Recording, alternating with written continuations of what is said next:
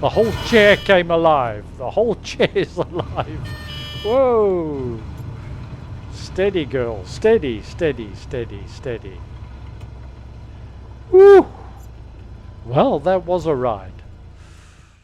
I think it's time the sim kicked your butt and raised your immersion to the next level. Next Level Racing have brought out a successor to the HF8 Haptic Seat Pad. It's the HF8 Pro with twice the torque, 4 times the power and 60% more RPM than its predecessor, which I reviewed some 2+ years ago, and I've used it for just about every flight since that time. When it comes to immersion and bang for your buck, at this price point it's the clear winner. Welcome to the Simhanger, my name's Mark, thanks very much for watching, and let's get started with a quick message from this video sponsor. Racer 83 Uniform Montgomery, clearance clear to the Palomar Airport, port after departure, flighting 280, expect radar vec. When you're ready to take the next step towards realism with tactile feedback, and you're looking for the most realistic navigational device either as part of a cockpit build or standalone, then look to Flight Sim Builder, who have a range of very competitively priced products. Their quality-built units are replicas of the real thing, and I can personally attest to them. And why? Well, I use them myself. New from Flight Sim Builder is their Steam Gauges panel. Are you ready to take the next step towards ultimate immersion? Want to know more? Visit Flight Sim Builder direct or check out my review videos, link in the notes below. So exactly what is it? Well, it's a motorized seat pad that fits on your chair, and via USB for PC or via the audio output for consoles, including the Xbox.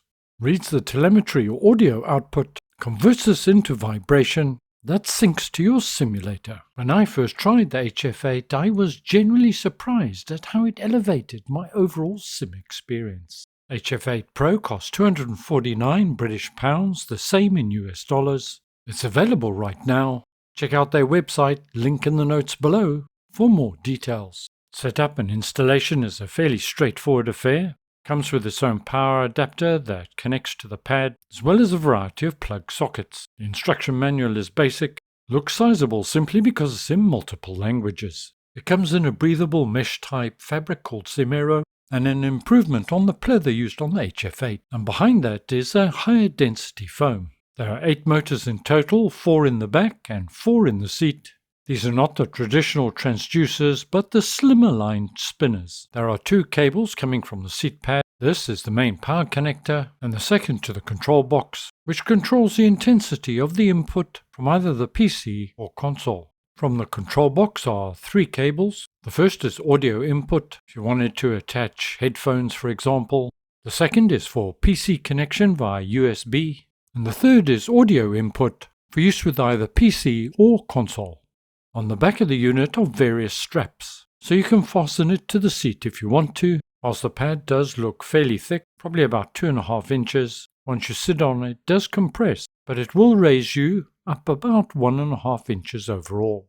Here you can see I've mounted it on my DOF H3 motion platform, connected via USB. I'm not using the audio input. Having a closer look at the control box, operates as both an on-off switch. Via the software, if you rotate it, you can control the intensity of the feedback. As this pad is an essential part of my flying experience, I've used the straps to hold it in place. Control of the HF8 Pro, as per the original HF8, comes via Next Level Racing's HFS software. It's also compatible with the freeware SimHub. The Next Level Racing software is simple to use, quick and easy to set up. It's the software that I currently use, and to be fair, it's a fairly stable platform now. With the unit powered and connected to your PC, on the left hand side it's showing all the motors are green and functional. You can also do a simple test by simply clicking on one of the motors and it'll vibrate. But caution, this is not the HF8. They're very powerful motors, you may want to turn the intensity down. The main display shows all the sims that are compatible. You can page through and select here, or alternatively use the filter. I've selected Flight and Microsoft Flight Simulator 2024. It also supports DCS and X-Plane.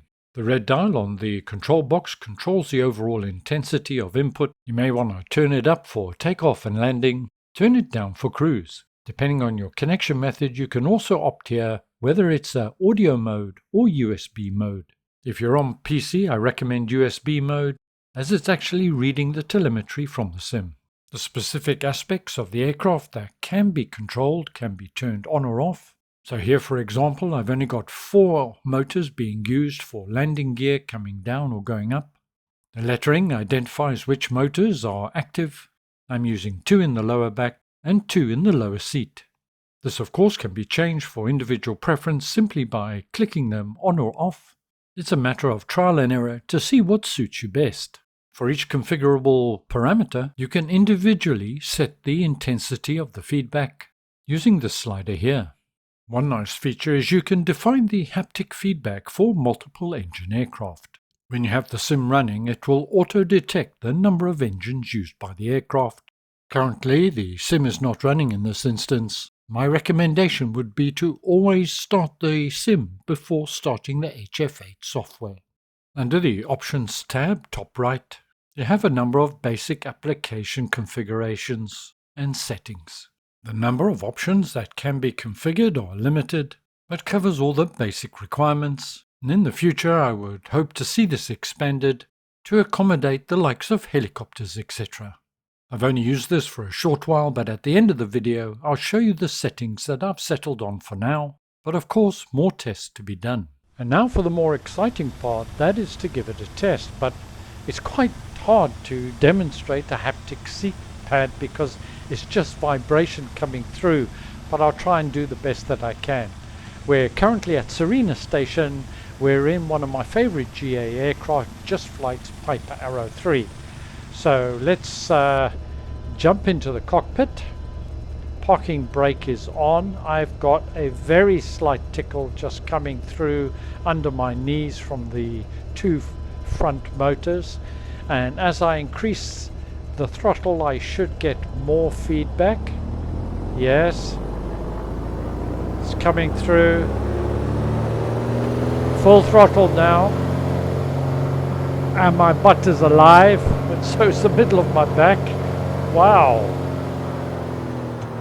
those motors are a lot more powerful than the HF8, that's for sure. Well, what we're going to do is take it for a short spin, just take off, try a few things, and then land back down. Let's take the parking brake off, prop and mixture full forward.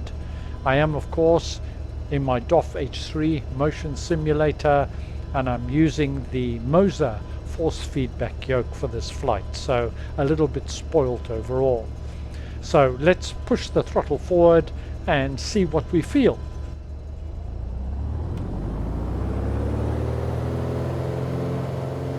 Quite intense vibration coming through on the base of the pad, nothing really at the back. Now gaining speed, now starting to feel it at the back. That's quite intense actually, that's really coming through, really kicking. Nearly out of runway, so we better pull up. And that dies away quite quickly, but I've still got the engine vibration coming through. So let's get the gear up.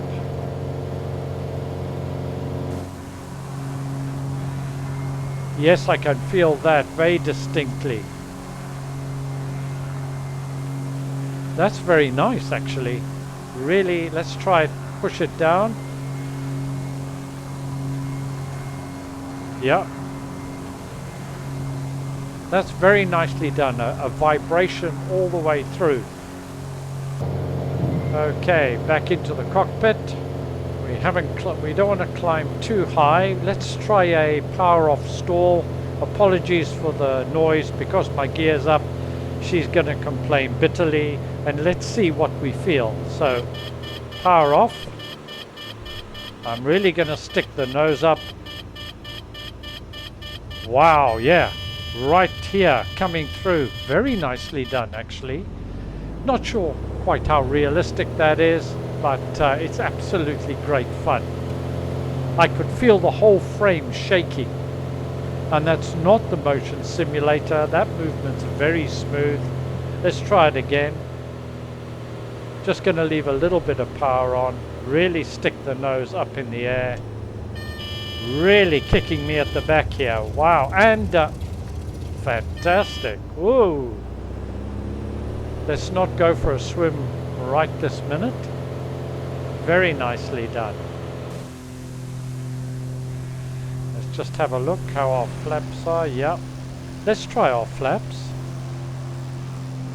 One stage of flaps, I didn't really feel much at all, to be honest. Oh, second stage. Wow, I can really feel that vibration coming through the back here, and the seat vibration is more intense. And now full flap.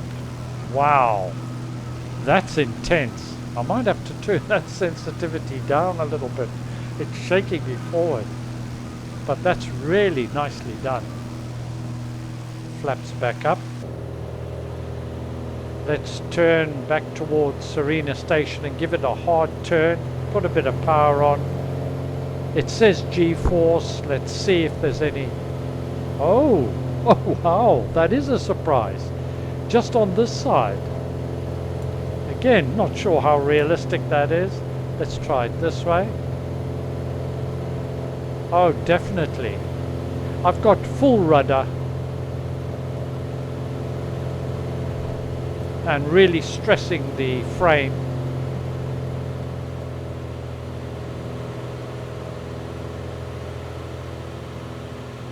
Now getting a semblance of order. That's Serena Station in front of us there. Just probably need to climb a little bit and we will get ready for a landing. Now what we're going to do is really plonk it down hard and see what sort of effect. With the HF8, if I had any disappointments or concerns, it was the ground roll wasn't particularly impressive, and you couldn't really feel it, which they now call the suspension. So let's see what sort of impact we will get with that.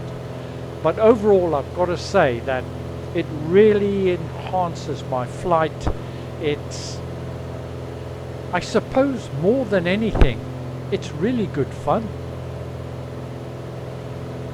So we're heading towards Serena. I think that's it over there, if I haven't got myself lost. Just trim, take the pressure off the yoke a little bit here. Pull the nose up, gear down. Oh yes, nice feel. Flaps 1. Once again, flaps 1. Not really feeling it, but you probably wouldn't in a real aircraft anyway. Going way too fast at the moment. Flaps 2. Now I can really feel that. Let's stay out of the trees. Flaps 3. Wow. Yes. And we're going to plonk her down. Oh. Yes, I could feel that. The whole chair came alive. The whole chair is alive. Whoa. Steady, girl. Steady, steady, steady, steady. Woo! Well, that was a ride. That's the HF8 Pro in a nutshell, if you like. It adds to the fun of the sim. It adds an element of immersion and realism, but perhaps more importantly for me, it just adds that amount of fun, and how much fun you want to make it will depend on what sort of settings that you use. So I'm going to bid you adieu. Thank you as always for joining me. I hope you found it useful and informative. Obviously, the link in the notes below.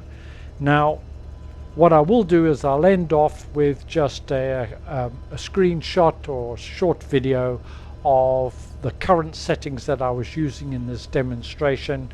Again, I haven't used this extensively yet. I've probably only had maybe 3 or 4 hours in it, so I'm likely to tweak my settings a little bit more. I may need to turn it down, but if you've got the HF8 and you're wondering is it worth upgrading to the HF8 Pro, well, that's a difficult one.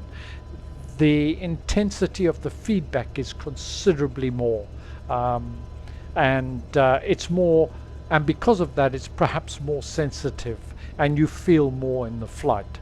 But if you've already got the HF8, which I think is still currently available and will be around about, I stand to be corrected, but £180 thereabouts. The HF8 Pro is about £250. Well, the choice is yours. But for the amount of immersion and fun it gives you for the price, like I said at the beginning of the video, it truly is a winner in my book, and an essential peripheral, and a favorite peripheral as far as I'm concerned. Take care, see you soon. Ciao for now.